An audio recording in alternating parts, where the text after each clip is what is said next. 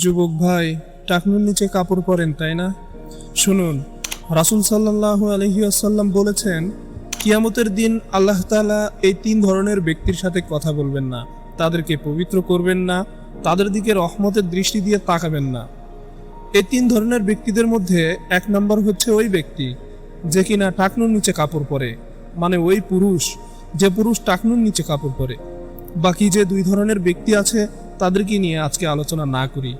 আজকে আমাদের আলোচনার বিষয় হচ্ছে এইটা, যে পুরুষ টাকনুর নিচে কাপড় পরে।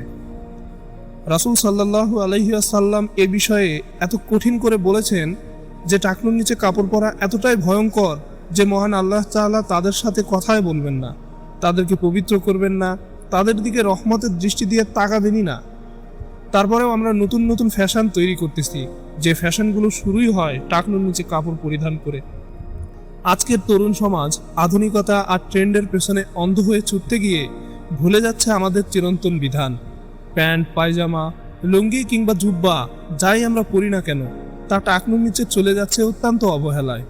অনেকে আবার অহংকার বশত এমনটা করে থাকেন। অথচ অন্য এক হাদিসে রাসূল সাল্লাল্লাহু আলাইহি ওয়াসাল্লাম বলেছেন, কাপড়ের যে অংশ টাকনুর নিচে থাকবে তা জাহান্নামে পুড়বে।